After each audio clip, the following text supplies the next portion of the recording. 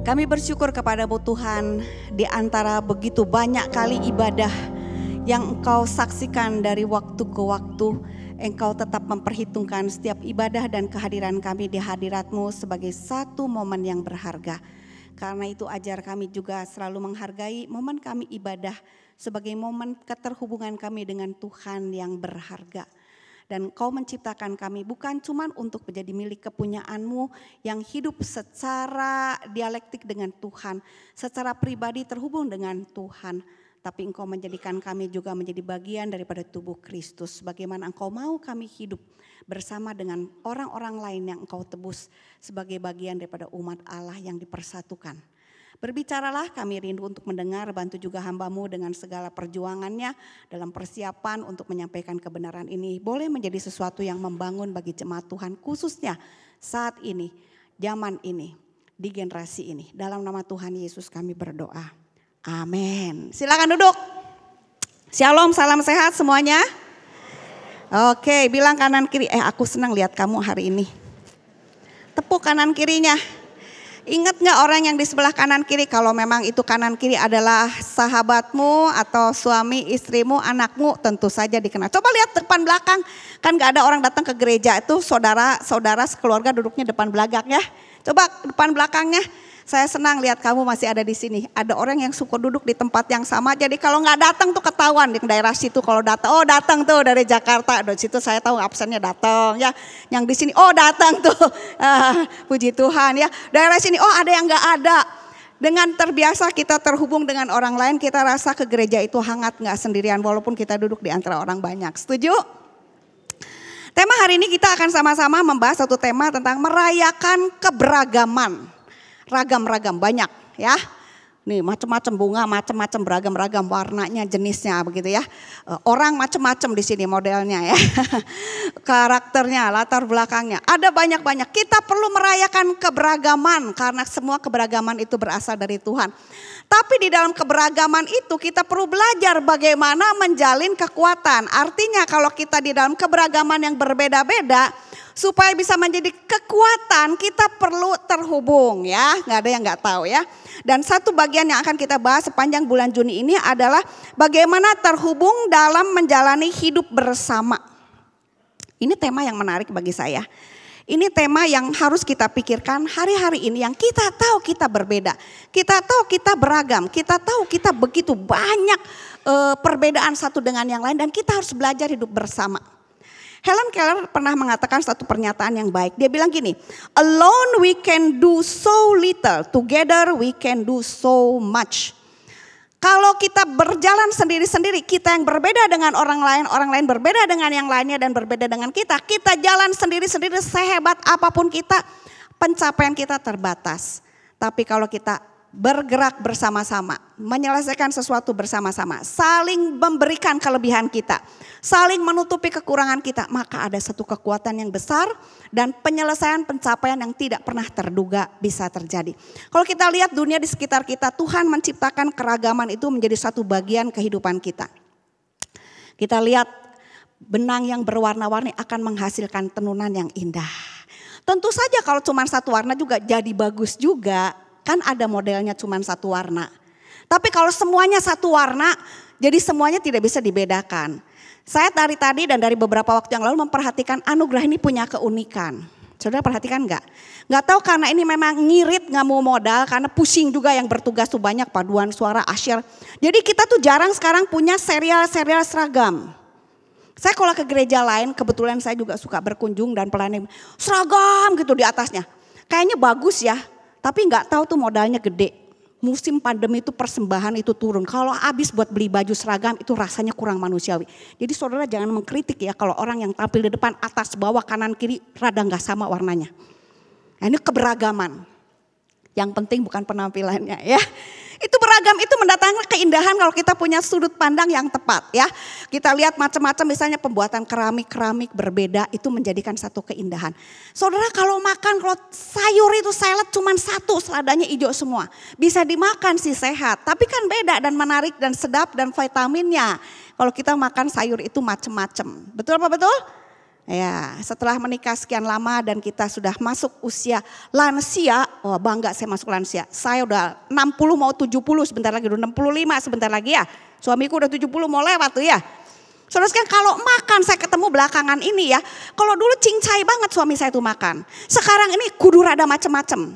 Jangan tawe, sayur, musik. Jadi udah ada keberagaman itu. Kenapa? Penting, indah, perlu ya. Sehat. Saudara, dalam hidup bersama kita lihat ada yang namanya orkestra. Itu adalah keberagaman. Bagaimana paduan alat yang macam-macam bisa menghasilkan satu pagelaran yang luar biasa. Pekerjaan bagi para insinyur gak mungkin cuman satu semuanya tukang batu, semuanya tukang semen. Gak akan jadi rumah saudara sekalian ya. Semua di sekitar kita kalau kita satu demi satu kita uraikan. Kita ketemu bahwa keberagaman itu merupakan bagian daripada kehidupan. Sehari-hari kemanapun kita pergi. Urusan apa? Urusan pemandangan dilihat, urusan pendengaran, mesti ada ragam-ragam baru bagus jadinya ya. Urusan rasa, urusan papakaian, saudara sekalian, urusan kesehatan, saudara kalau di rumah sakit semuanya adalah dokter mata begitu kan. Saudara kalau sakit gigi bagaimana mengatasinya? Kalau di ruang operasi semuanya adalah dokter ahli bedah, nggak ada ahli dokter biusnya. Bagaimana saudara bisa dipotong dengan rasa sakit? Perlu orang macam-macam terlibat, bukan? Ada yang cuma nyediain alat-alatnya. Saudara, kalau kita melihat keberagaman itu adalah bagian daripada realita hidup yang tidak bisa kita abaikan, tidak bisa kita sangka. Namun di zaman sekarang ini saudara kerasa nggak? Ada satu keragaman di tengah teknologi yang begitu maju. Keberagaman ini sepertinya terhubung tapi sebetulnya tidak terkoneksi. Saudara bisa ketemu sama orang yang jauh sekali ya. Tetapi saudara merasa hidupnya sendiri-sendiri. Padahal kita orang percaya ini dirancang Allah untuk hidup di dalam keberagaman yang sudah menjadi desain Allah sejak penciptaan. Bukan untuk hidup sendiri-sendiri. Firman Allah mula-mula jelas tidak baik kalau manusia itu sendiri lagi. Ini bukan bicara single itu tidak baik. Tapi bicara soal ketersendirian, sendiri-sendiri itu bukan desain Allah. Itu sebabnya kita mengerti kenapa Allah kita unik. Allah yang menyatakan diri dan kita percaya di dalam Alkitab itu adalah Allah Tritunggal. Bukan yang cangkurilengnya, nyorangan aja. Tetapi Tritunggal, ada kepribadian, ada pribadi Allah yang berbeda.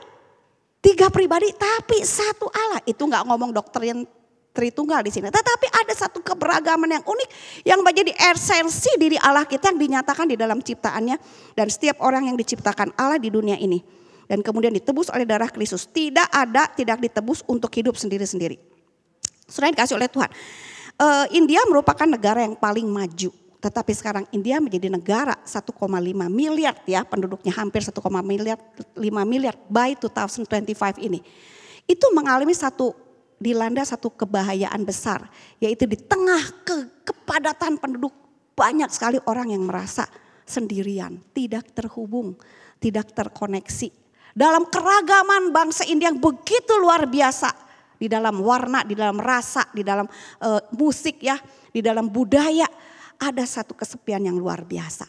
Saudara sekalian, India merupakan negara yang besar, tetapi di situ banyak orang yang berfungsi secara sosial. Dia bekerja, dia mungkin berkeluarga, dia beribadah, ya, dia sekolah, dia bertetangga, tetapi tidak sungguh-sungguh terhubung. Mereka semua hadir di dalam konteksnya, tetapi mereka tidak merasakan hidup kebersamaan. Hidup dalam keluarga mungkin satu rumah, bahkan mungkin satu kamar, bahkan mungkin satu ranjang, tapi merasa tidak terkoneksi. Tidak terhubung, tidak bisa berkomunikasi, tidak berelasi, tidak ada rasa at home. Rasa saya ini punya keluarga. Jangan-jangan di antara kita juga ada yang begitu. Datang ke gereja ramai itu duduk. Tapi saudara setiap datang dan pulang ngerasa sepi. Kayaknya gak punya siapa-siapa. Nah ini antara realita yang harus diwaspadai. Di mana kita sebagai gereja perlu betul-betul memikirkannya. Tetapi juga merupakan sesuatu yang harus dibangkitkan kesadarannya mulai sekarang ini secara lebih spesifik khususnya mulai bulan Juni ini ya. Komunitas rohani pun kalau kita gak hati-hati, kita aktif di gereja, kita hadir di gereja. Mungkin ada yang seminggu 3 kali, ada yang sampai seminggu 5 kali, bahkan sebagai hamba Tuhan hampir setiap hari. Komunitas rohani pun bisa menjadi tempat yang sangat sibuk untuk kita bertemu ria. Tetapi bisa menjadi tempat yang ternyata kita merasa kesepian dan tidak terhubung. Anda punya pergumulan, Anda tidak leluasa menyampaikannya kepada orang yang sering ketemu dengan Anda di gereja. Ada yang serumah pun punya pergumulan, gak leluasa bicara sama orang serumahnya. Karena kalau bicara tidak nyaman atau terjadi pertengkaran. Kalau di gereja nanti dianggap orang ini kok kenapa punya masalah begini, lalu diabaikan, diisolasi, di stigma. Dan lebih baik tidak berbicara. Dan saudara, itu menjadi satu masalah yang serius untuk kita hadapin hari-hari ini. Dan kita bersyukur apa yang menjadi ancaman kesepian sebagai ancaman kesehatan masyarakat yang setara kata WHO dengan penggunaan rokok 15 batang sehari ya. Itu bisa terhindar karena gereja diciptakan Tuhan, didesain Allah tidak untuk hidup sendiri-sendiri tetapi terhubung. Itu yang kita mau belajar ya. Saudara perhatikan, message pendahuluan yang panjang ini adalah keberagaman itu desain Allah. Dan Allah tidak suka, tidak mau, tidak memaksudkannya kita hidup sendiri-sendiri. Kita dimaksudkan hidup bersama. Saudara, kesendirian, WHO memberikan satu data yang sangat menakutkan ya. Di situ dikatakan menurut kontrol penyakit di dunia ini, bahwa isolasi sosial, ketidakterhubungan di tengah keberagaman yang begitu padatnya gitu kan, yang begitu kayanya tetapi tidak terhubung dan terkoneksi dari hati ke hati, dari hidup ke hidup. Itu meningkatkan resiko kematian dini 29%, meningkatkan resiko orang yang punya sakit jantung bukan karena sendirinya jadi sakit jantung aja ya kesepiannya, tetapi kalau lagi dia sakit gak ada yang nolong itu jadi bikin dia cepat mati juga ya. Beberapa ada kasus begitu ya. 29%, stroke 32%, lalu paling banyak adalah penyebab yang namanya gangguan kecemasan, bunuh diri dan seterusnya. Jadi jemaat yang dikasih Tuhan, ini adalah satu hal yang serius yang harus kita perhatikan pada hari-hari ini. Dan kita bersyukur bahwa firman Tuhan mengajarkan kepada kita satu pembelajaran yang berbeda.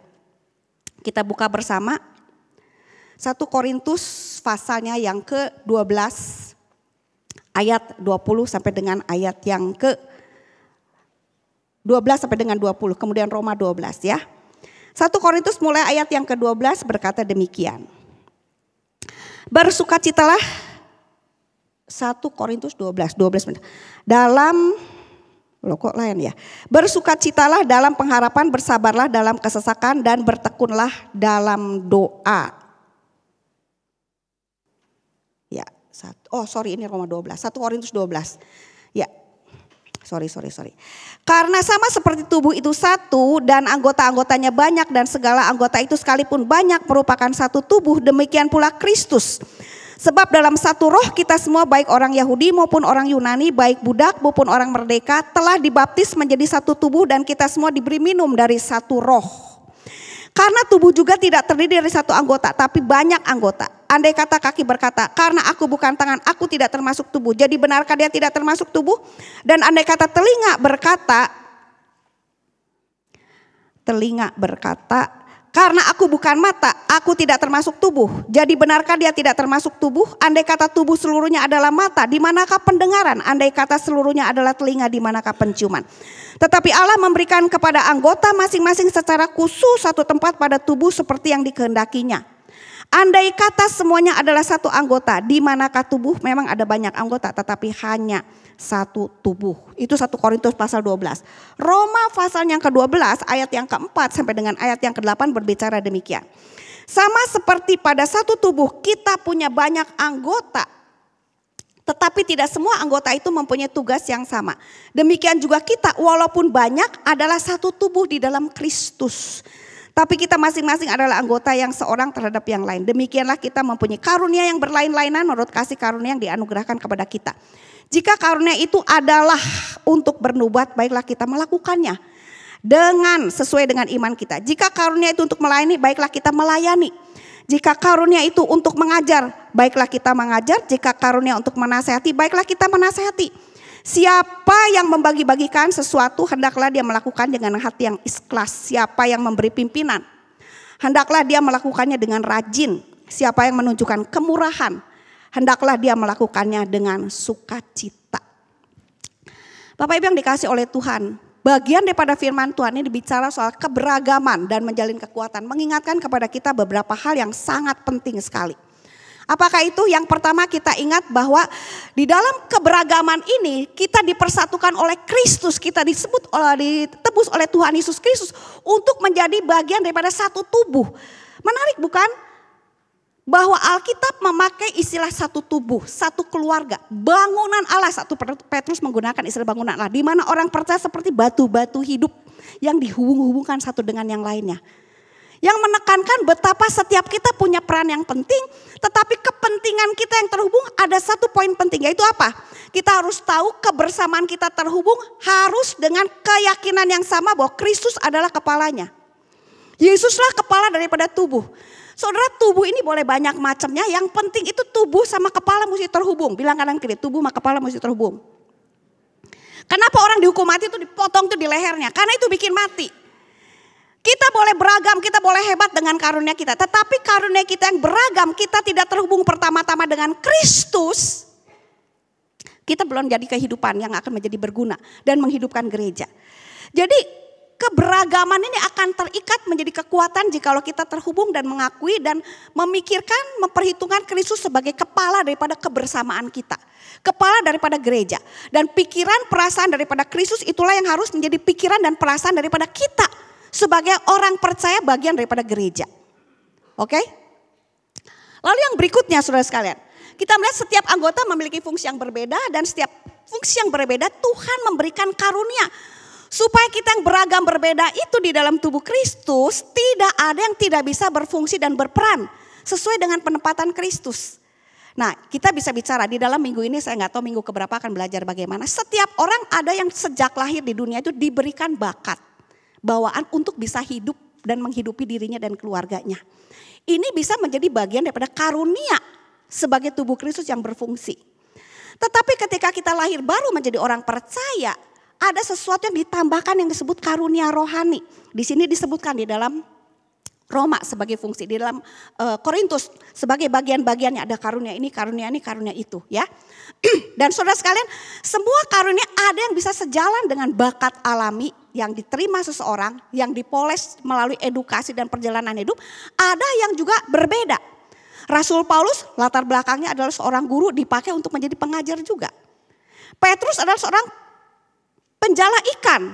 Pengalaman menjala ikan kok bisa dipakai untuk pelayanan menjala jiwa. Dia belajar sesuatu yang dia tidak pernah belajar sebelumnya, menjadi seorang pemimpin yang belum pernah dia belajar sebelumnya, tetapi diberikan karunia untuk menjadi seorang guru gereja. Ada bakat kepemimpinan di dalam dunia perikanan yang dipakai di dalam dunia pelayanan. Tapi dalam pelayanan dia tidak jual ikan, dia tidak memperkenalkan ikan, dia memperkenalkan Injil Yesus Kristus. Saudara, ada satu fungsi untuk setiap orang percaya, untuk setiap saudara dan saya. Ketika kita percaya kepada Tuhan Yesus. Dan kita saling dibutuhkan dan saling membutuhkan. Tujuan utama daripada keberagaman kita adalah untuk membangun tubuh Kristus. Gereja kita, tubuh Kristus tidak akan menjadi komplit menggenapkan rencana Tuhan dengan maksimal kalau orang percaya tidak terlibat. Dan orang percaya adalah setiap Anda dan bukan cuma saya dan saya yang jadi hamba Tuhan dan majelis. Saudara sekalian, itu adanya hamba Tuhan full time itu kan dalam sejarah ada yang full time. Dulu itu semua orang percaya adalah bagian daripada tubuh Kristus yang melayani. Belakangan seperti dulu juga kalau sekolah itu semuanya orang tua jadi guru. Lalu kemudian ada sekolah. Jadi siapa yang jadi orang guru? Guru yang profesinya dalam bidang guru. Betul nggak? Nah, jadi begitu. Padahal semuanya punya peranan fungsi yang seharusnya berperan. Di dalam gereja, setiap orang percaya ketika ada yang tidak berfungsi dan tidak berperan, seperti tubuh, kalau ada yang gak berfungsi, pasti tidak maksimal. Betul apa betul? Tangan gak berfungsi, kaki gak berfungsi. Masih bisa gak kita sebagai tubuh, sebagai manusia melakukan sesuatu kehadiran secara manusia? Bisa, tapi tidak terlalu sempurna. Namun bagian ajaibnya tubuh Kristus, tubuh manusia juga. Kalau ada bagian yang tidak berfungsi karena satu dan lain hal, sakit lah, kena amputasi lah, cedera lah, ya cacat, lahirnya tidak sempurna. Tuhan memberikan kemampuan pada tubuh untuk menyesuaikan. Dan kemudian bagian tubuh yang lain memanggil peran tubuh yang tidak ada, yang tidak berfungsi. Misalnya gak ada tangan kanan, tangan kiri yang jadi tangan kanan. Gak punya 2 tangan, kaki yang jadi tangan. Bisa gak? Ada orang yang bisa begitu. Orang yang gak punya kaki dan tangan bisa gak hidup? Masih bisa kalau dia mau belajar. Lalu ada satu effort lebih supaya dia bisa berperan menjadi manusia yang eksis dan tetap berdampak sebagai manusia. Di dalam gereja juga sama. Saudara, begitu banyak orang. Kalau semuanya terlibat pelayanan gimana, kan gak cukup masa paduan suara semuanya nyanyi gitu. Gak semuanya jadi paduan suara. Saudara, kalau kita mau belajar tentang pelayanan itu disebutkan di situ di Roma. Ada yang melayani, ada yang memimpin, ada yang memperhatikan, ada yang menolong, ada yang memberi. Ya kan? Ada yang mendengarkan, ada yang cuma jadi garis belakang aja. Menolong tanpa kelihatan. Ada begitu banyak ruang dan peluang untuk bisa berperan menjadikan peranan gereja di dunia ini maksimal kalau semakin banyak orang percaya terlibat. GKI Anugerah punya banyak orang percaya terlibat loh. Coba dihitung. Yang jadi asyir berapa, yang jadi paduan suara berapa, jadi guru sekolah minggu berapa. Betul? Banyak yang belum berperan, bukan? Tapi kalau gak ada yang berperan datang sebagai jemaat juga kan jadi kebaktiannya bagaimana tuh ya. Sedih juga tuh. Tetapi bukan berarti Anda datang cuma jadi bagian gereja yang cuma duduk. Ngaramekan gedung gereja, coba kalau gak ada saya juga kan sepi. Bukan begitu saudara sekalian. Ada fungsi kehadiran gereja untuk menjadi saksi Kristus. Tujuan utama membangun tubuh secara keseluruhan mencapai maksud Tuhan di dalam hidup setiap kita. Melalui peran hidup setiap kita jadi anggota tubuh Kristus. Ada yang berperan misalnya di dalam kegiatan gerejawi intern. Ada yang berperan di dalam kehadiran gereja misioner secara misional ke dunia ini. Dan itu tidak terbatas di dunia pendidikan. Di dunia kesehatan, di dunia peradilan, ya, di dunia misalnya yang lain lagi kemasyarakatan, politik. Saudara, orang percaya melalui gereja dilengkapi berfungsi menjadi bagian tubuh Kristus hadir di dunia. Kalau ada yang kurang kehadiran gereja menjadi tidak sempurna di dunia. Kalau gereja cuma aktif, sibuk memperhatikan kegiatan-kegiatan hanya di dalam gereja, kehadiran gereja di dunia menjadi tidak full, tidak maksimal. Dan itulah fungsi orang percaya yang berbeda-beda. Ada yang jadi bagian ekonomi bisa berperan bukan cuma di bagian bendahara gereja, bendahara komisi. Tetapi bisa berperan di dalam bagaimana gereja hadir di tengah dunia mengelola masalah finance, problem ekonomi di masyarakat yang banyak gak bisa bekerja. Bagaimana mikirin gereja misalnya dalam hal itu. Dalam hal kesehatan. Oh saudara sekalian, ketika orang percaya sebagai bagian tubuh Kristus berfungsi berperan. Dan membuka diri terhadap keberagaman anugerah karunia yang Tuhan berikan. Gereja akan hadir dengan cara yang luar biasa di dunia ini. Masalah-masalah yang ada di dunia ini, apapun itu, Tuhan akan jawab melalui kehadiran Anda dan saya sebagai bagian daripada tubuh Kristus. Kenapa masalahnya masih ada di dunia? Karena mungkin belum maksimal sebanyak mungkin, semakin banyak orang percaya di dalam gereja. Yang sudah kebaktian, yang sudah percaya Yesus. Bersedia untuk dilengkapi bertumbuh menjadi fungsi, menjadi tubuh Kristus yang berfungsi di dalam gereja di tengah dunia. Saudara sekalian, Roma dan Korintus memberikan penekanan yang memberikan pemahaman yang memperkaya pengertian kita. Korintus menekankan peranan Kristus sebagai kepala gereja dan orang percaya sebagai anggota tubuh Kristus. Orang percaya perlu di dalam kebersamaannya tadi saya katakan memakai pikiran perasaan Kristus di dalam kebersamaan hidup pribadi juga kebersamaan hidup dengan orang lain. Di dalam kita berperan di tengah keluarga, di dalam kita berperan di dalam gereja, di dalam kita hadir berperan di tengah dunia. Selalu membawa pikiran Kristus untuk melihat masalah dan menjawab masalah. Ketika kita ketemu satu persoalan yang ngeganjal hati kita bukan cuma menjawab secara ukuran dunia. Ini bisa apa enggak bisa, ini layak tidak layak. Orang ini bisa dipakai enggak dipakai. Tetapi memakai pikiran Kristus. Apakah seseorang yang sekarang sedang kekurangan kelemahan itu Tuhan titipkan di gereja kita. Apakah pikiran Kristus untuk membuat orang ini bertumbuh, berkembang, diperlengkapi, bisa menjadi berkat di gereja kita ataupun di luar gereja kita. Kalau orang percaya di dalam dunia juga memakai pikiran Kristus sebagai bagian tubuh Kristus yang hadir di dunia ini. Di dalam dunia pekerjaannya. Saudara, contoh aja ya. Orang yang kurang sempurna misalnya kan. Semua orang tuh pengen dapat orang yang baik dan sempurna sebagai rekan kerja, sebagai mitra. Tetapi kalau kita melihat bahwa ini bukan tempatnya di kita. Tempatnya di orang lain. Jadi orang lain kebagian yang jelek, kita cuma mau yang bagus. Biarlah orang lain menjadi tempat anugerahnya untuk orang itu, tetapi bukan tempat kita. Saya rasa jangan-jangan kita belum memperhitungkan Kristus, pikiran dan perasaannya di dalam keberagaman kita, kebersamaan kita untuk membangun kekuatan sebagai tubuh Kristus di tempat kita. Memakai pikiran dan perasaan Kristus. Nah, di dalam surat Roma dan Korintus menekankan peranan anggota tubuh Kristus yang sama-sama harus terlibat aktif untuk melengkapi. Dan ketika orang percaya saling terlibat aktif untuk saling memperlengkapi, tidak ada yang tidak penting atau kurang penting, tidak ada yang spektakuler dibandingkan yang tidak bisa apa-apa. Semuanya punya peran yang penting dan saling mengisi. Maka tubuh Kristus akan bisa memberikan satu contoh teladan di tengah dunia menghadirkan salib Kristus. Aduh ya heran ya, di gereja anugerah itu ya, orang itu sebetulnya gak bisa apa-apa. Gak terlalu banyak, tetapi kok masih bisa ya diterima dan masih bisa pelayanan. Dan diberdayakan. Saudara, itu ada satu sense of gimana ya, kesaksian yang menyentuh. Saudara, saya sangat bersyukur dengan GCC ya. GCC adalah Bajem kita. Saudara kalau perhatikan di sana ada hal baik yang cukup diperkembangkan dari awal yang saya dalam hati saya yang terdalam tuh sangat bersyukur kepada Tuhan. Kalau Anda lihat, di situ ada yang berperan itu istri koster. Ya, itu bisa jadi singer. Jadi pemimpin komit saudara sekalian. Aduh saya bilang luar biasa sekali ya. Pegawai gereja gitu kan ya. Tetapi aduh ini kan pegawai. Mereka orang yang dihargai sebagai bagian tubuh Kristus karena percaya kepada Tuhan Yesus. Kalau lagi singer itu gak lihat. Oh yang wah GCC kan katanya kononnya levelnya beda. Oh enggak, di sana ada orang yang biasa-biasa saja bisa terlibat pelayanan. Orang yang tanda petik cukup lebih juga bisa terlibat. Bagi saya itu indah. Itu indah. Apalagi kalau misalnya ada orang yang punya tanda petik problema-problema kehidupan tetapi didampingi, ditolong, pulih dan sembuh. Atau mungkin dalam proses penyembuhan tetapi sudah mulai growing. Diizinkan untuk menjadi bagian tubuh Kristus yang berfungsi. Bukan karena status sosialnya. Bukan karena masalah kondisi fisiknya, kondisi mentalnya. Tetapi masalah privilege kerohanian dia. Saudara yang dikasih oleh Tuhan.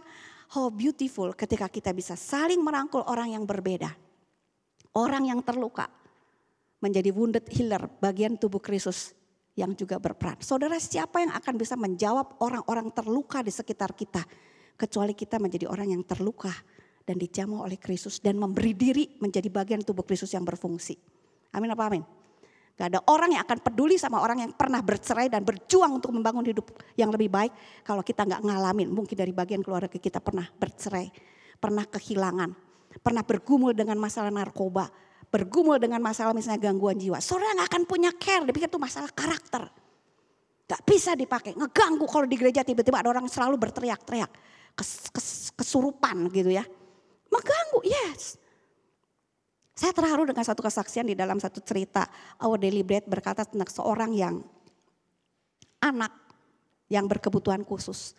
Itu mengalami hambatan berkomunikasi. Di dalam ibadah waktu nyanyi, anak ini berteriak-teriak sendiri gitu kan. Lalu papanya di situ bisik-bisik. Ada tamu, pengunjung tamu pas duduk di belakangnya berkata ini pasti papanya lagi ngingetin nih si anak. Shh, jangan rame-rame lagi kebaktian. Jangan bising lagi kebaktian. Karena memang mengganggu sekali. Tapi jemaat yang lain tidak terganggu. Dia pengunjung, dia merasa, aduh di gereja ini rada aneh juga ya anak kayak begini dibiarin aja di ruang kebaktian. Lalu jemaat yang lain bilang, papanya lagi ngajarin anak ini kata-kata lagunya apa. Nangkep gak? Jadi bukan bapak lagi ngoreksi anak, jangan rame di kebaktian. Mengganggu. Bapaknya, ini lagu tuh tadi kata-katanya ini nyanyi di kupingnya karena anak ini berkebutuhan khusus. Dan jemaat sekitarnya bisa mengerti. Bagi saya inilah ibadah yang mungkin Tuhan lihat di antara begitu banyak ibadah di sepanjang zaman. Tuhan enjoy itu di dalam kebaktian kayak begitu. Karena bagian tubuh Kristus berfungsi berperan dengan nurani pikiran perasaan Kristus satu terhadap yang lain. Bagaimana keberagaman bisa menjadi satu tubuh Kristus yang kuat. Dan tujuan akhirnya adalah mendatangkan kesaksian bagi Kristus di tengah dunia. Menggerakkan dunia terbuka hatinya percaya. Kecuali di dalam kebersamaan kita ada kasih Kristus yang diterapkan dalam kebersamaan kita. Keberagaman kita secara terus menerus dipoles dan bertanggung jawab kepada Allah dan manusia. Memaknai keberagaman menjadi indah di dalam dua bagian ini, saya melihat bagian ini saya minta tolong AI ya untuk bagian ambil, tetapi saya berikan penekanan yang berbeda ya. Saudara, sebagian di situ dikatakan konteksnya di Korintus gereja ini banyak perpecahan. Dan waktu saya merenungkan di dalam perpecahan, kenapa? Karena banyak karunia yang hebat-hebat, spektakuler. Saudara, kelemahan kita kalau kita mencari dan mengumpulkan orang-orang hebat adalah persaingan. Karena itu Korintus ditekankan, ditunjukkan ada perbedaan bukan untuk perpecahan dan persaingan. Tetapi perbedaan itu justru untuk kesatuan yang makin memperkuat tubuh Kristus. Jadi di dalam keberagaman yang banyak dalam satu gereja. Gak bisa cuman kerja sama aja semuanya. Bagus kalau bisa sehati sama. Tapi menjadi kurang-kurang beragam itu ada yang kurangnya ya. Ada yang mungkin kurang kritisnya, ada yang kurang perfeksionisnya, ada yang kurang peka terhadap urusan yang lain. Karena kita mau semuanya sama. Keberagaman harus saling melengkapi. Kalau gak ada kerendahan hati, kalau gak ada satu keterbukaan pikiran Kristus menghargai yang mungkin kurang sempurna, belum sempurna, itulah tugas kita mendampingi dan menolong dia bertumbuh dewasa. Bagaimana kita bisa menjadi tubuh Kristus yang kuat? Penekanan di dalam Korintus adalah membangun solidaritas yang saling menghormati meskipun berbeda. Bukan menghargai spektakularisme daripada orang dengan keterampilan, skill, pengalaman, kebisaan kepemimpinannya. Tetapi merangkul dan menyatukan. Ini adalah proses belajar yang luar biasa ya. Jadi di dalam Korintus penekanannya adalah bagaimana kita bisa bekerja sama. Beragam itu sudah menjadi realita yang tidak bisa disangkal dan ditolak. Gereja yang membatasi keberagaman di dalam hidup berjemaatnya, hidup pelayanannya akan terbatas pelayanannya. Kenapa? Dia tidak punya passion untuk menjangkau sisi yang lain. Skopnya makin sempit kalau kita mainnya cuma selalu satu arah. Selalu satu jenis saja. Tetapi kalau kita mulai membuka keberagaman itu terlibat, kita bisa sedikit bergeserkan, belajar dengan kasih hikmat Kristus, bekerja sama, berjuang, sama-sama belajar, punya kerendahan hati. Saudara, itu akan menjadi kekuatan yang besar untuk menjangkau dunia di luar yang lebih luas lagi. Karena apa? Karena kita sudah belajar dan punya perangkat yang beragam untuk bisa menjawab kebutuhan di dunia ini. Surat Roma, penekanannya apa? Ini adalah jemaat di mana Paulus sendiri belum pergi ke sana waktu menulis surat Roma. Dan pada waktu jemaat yang terdiri dari orang percaya dengan latar belakang yang cukup banyak berkumpul di situ, mereka belum punya sistem seperti di Korintus yang begitu sudah lebih rapi dan teratur.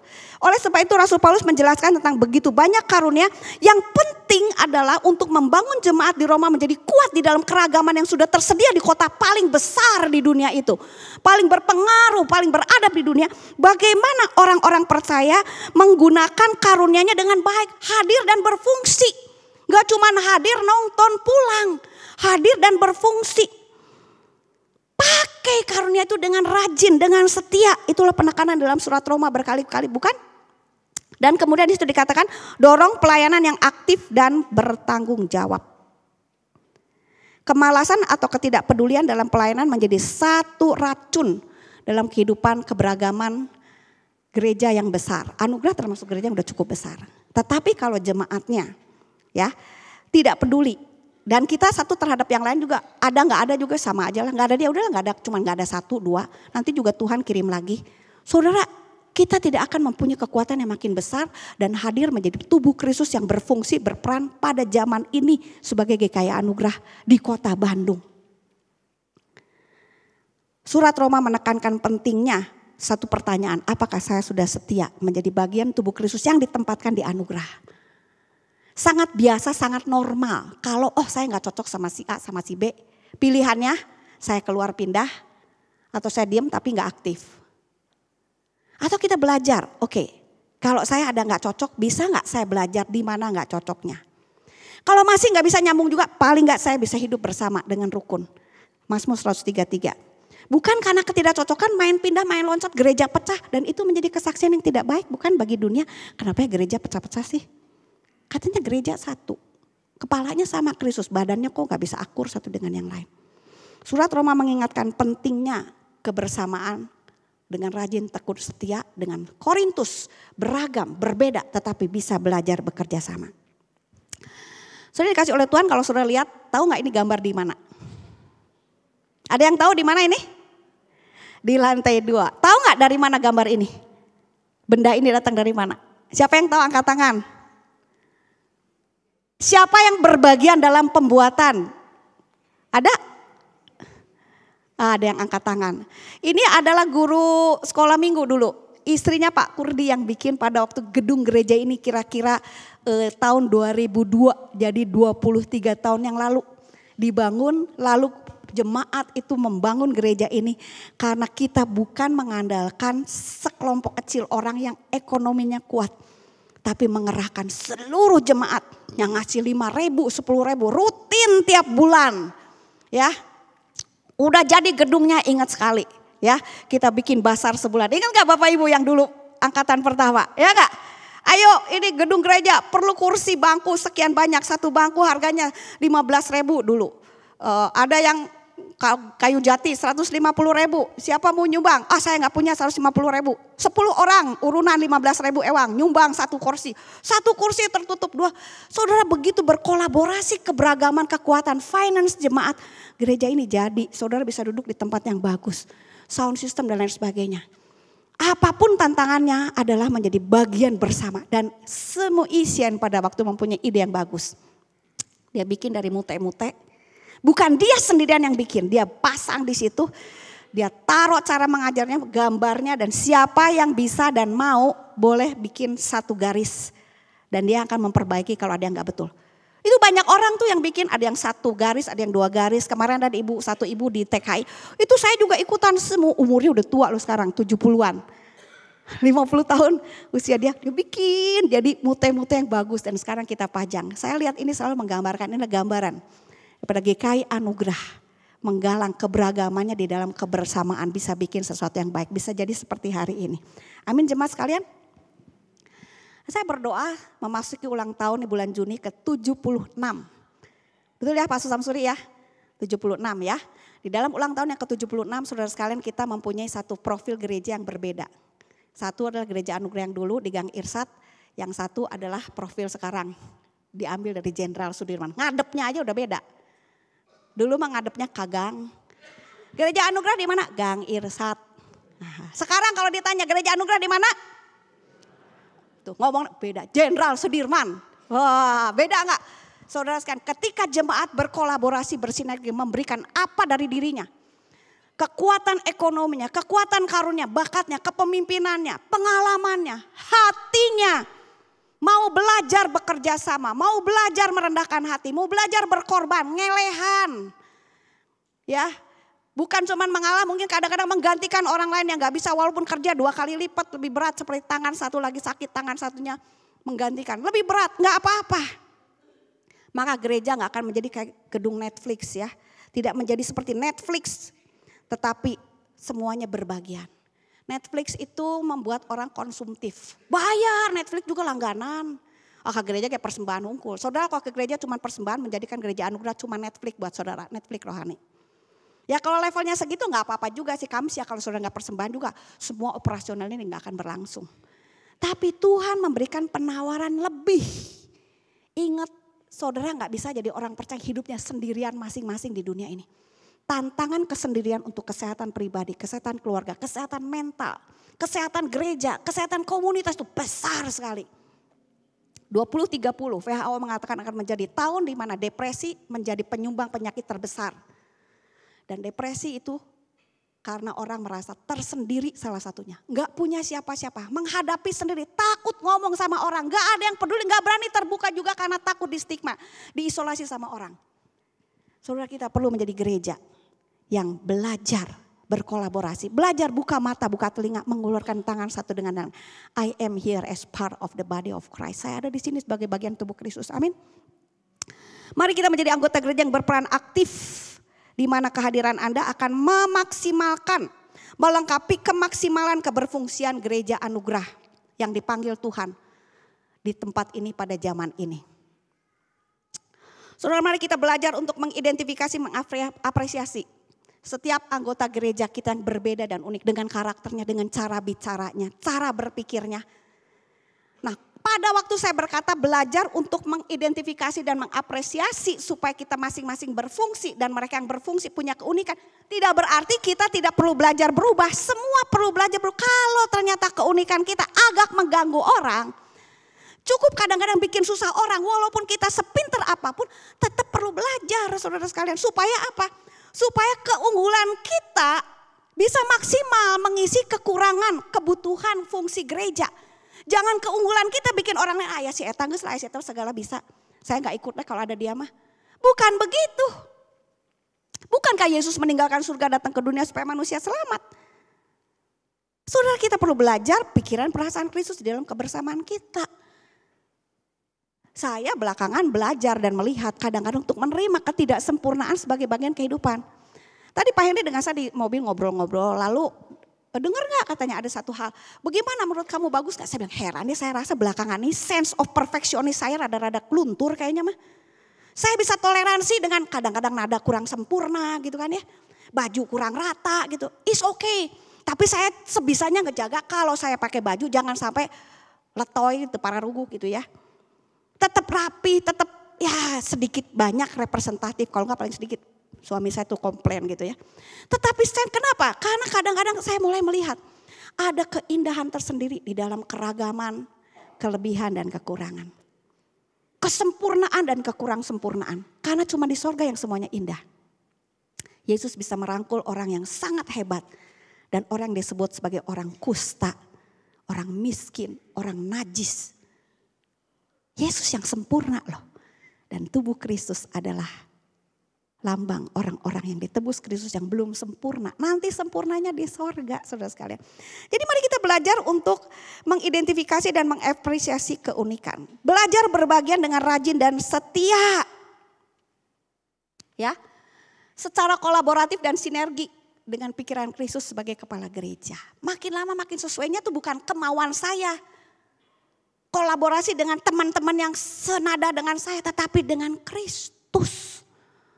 Dan ini sesuatu yang indah dan luar biasa yang bisa menjadi pergumulan di mana saja.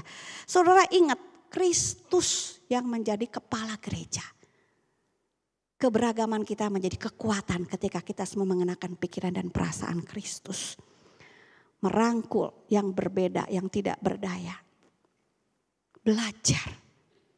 Saya tidak sempurna. Saya tahu ada orang-orang yang mungkin juga agak sulit dengan saya ya. Dulu saya tuh punya prinsip kudu ke jeng sawai kudu akur gitu ya. Gak boleh. Saya tahu ternyata ada orang bisa gak cocok sama jenis kayak saya begini. Dan gak apa aja sekarang. Kemarin si Filemon mau datang ke konser, seneng saya. Ya, saya menikmati, saya terharu, saya lihat dia cuma diem aja. Saya senang dia sudah mau ikut. Felix hari ini kamu denger, biasa aja. Saya puji Tuhan dia udah mau ikut dari depan sampai belakang. Panjang-panjang ting, mami cenah nu nyanyi teh. Kes gedeng-gedeng cuk saya tanya. Saudara sekalian, saya belajar menghargai hal-hal yang mungkin berbeda. Dulu saya gak begitu, dulu saya marah dan nangis ketika anak saya datang pakai baju. Zaman anak muda umur 17, rambut koneng gitu ya. Bayangkan ibu pendeta ya, si Feli koneng, bau rokok, pakai bersih kalung-kalung yang pakai rantai-rantai tuh. Bawa temannya serombongan ke situ. Saya aduh malu-maluin gitu ya. Si Irene di sini main piano. Wah, kontras saya bilang. Itu saya dulu. Tapi saya rasa Filemon pun bagian tubuh Kristus dengan cara yang unik sebetulnya kalau Tuhan mau pakai dan kita bersedia merangkul orang seperti ini. Dia bisa menjangkau kalangan yang berbeda yang tidak ada orang bisa menjangkau kecuali orang seperti dia. Setuju? Tapi satu perjalanan sulit bagi kami ketika di usia dia butuh orang menjangkau. Maaf. Dan ini pengalaman cukup banyak anak-anak jemaat lain. Anak-anak bahkan beberapa hamba Tuhan bukan cuma di gereja ini. Justru anak-anak yang agak berbeda. Tidak dirangkul sebagai bagian tubuh Kristus. Dianggap berbeda, dia mah cocok di dia. Dan dia menjadi orang yang agak sampai sekarang kesulitan menemukan komunitas orang percaya. Di rumah papa mamanya sendiri di GKI Anugerah. Aduh, itu sesuatu hal yang seringkali menjadi satu pergumulan. Tapi dia bagian tubuh Kristus, saya pikir paling gak mulai dari saya. Untuk menyapa, walaupun saya pun belajar setelah memasuki usia terakhir. Different is okay. Imperfect is okay.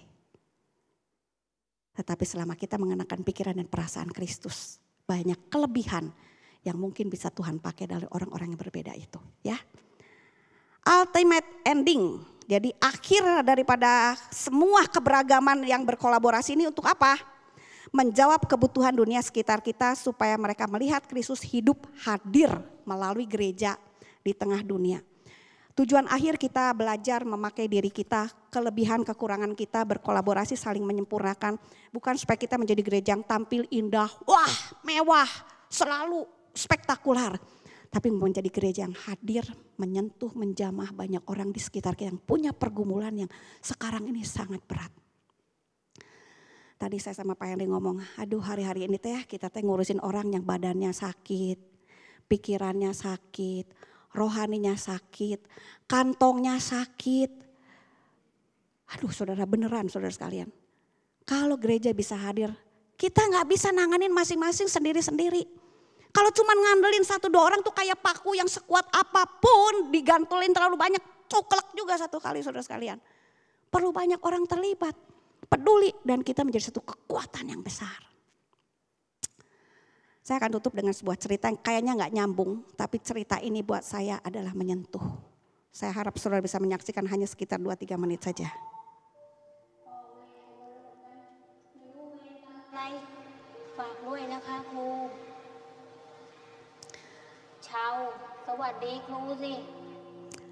Seorang siswa bernama Shaw yang memiliki kondisi spektrum autis tertentu.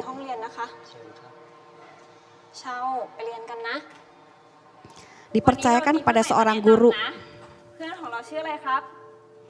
Dia tidak bisa berkonsentrasi, tidak bisa menjawab, meresponi, cuman jadi bahan olok-olokan teman-temannya.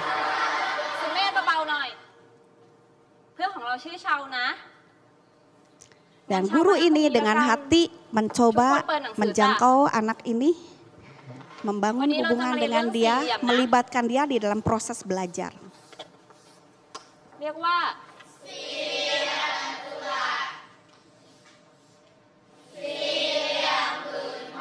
Perhatikan, guru ini mengidentifikasi Shaw yang meresponi pengajaran dengan cara yang berbeda dengan siswa yang lain. Memiliki cara berpikir, cara menjalani hidupnya dengan polanya sendiri.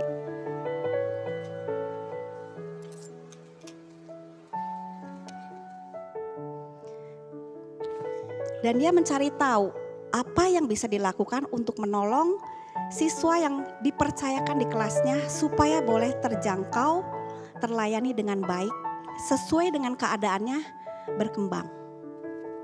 Cara berkomunikasi dengan dia, bagaimana masuk ke dunia dia, walaupun itu menjadi satu tantangan sebagai seorang guru.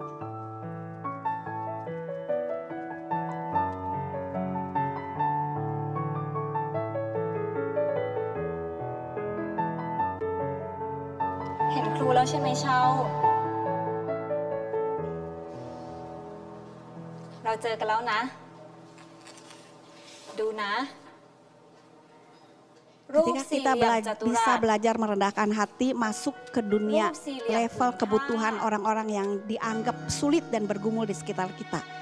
Kita sedang membuka pintu komunikasi untuk Injil bagi mereka, menolong mereka masuk di dalam skala kapasitas yang Tuhan sediakan bagi hidupnya.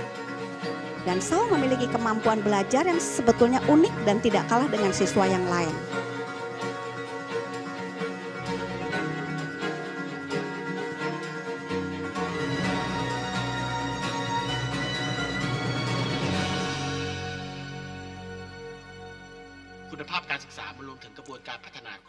Sang guru bahkan mengambil kelas khusus untuk bisa mengajar dengan baik. Dan pada satu kala guru ini digantikan, Shaw merasa kehilangan koneksi dan bereaksi sebagai seorang yang memang memiliki spektrum autis ya.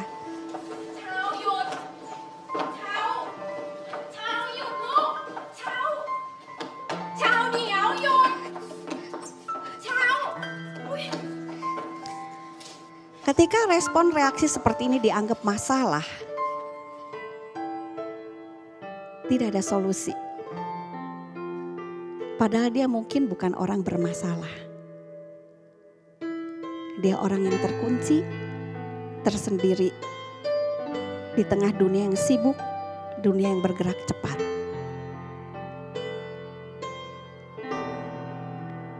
Di sekitar kita banyak orang punya kebutuhan dalam kesendirian karena masalah keluarga, masalah ekonomi, masalah rumah tangga, masalah kesehatan. Yang menunggu kapan dan siapa? Bagaimana orang bisa menjangkau mereka? Punya mata, telinga, hati yang tergerak untuk mendekati dengan cara yang masuk ke level mereka. Dan membuat dia keluar dari penjara kesendirian, kesepian, ketidakberdayaannya.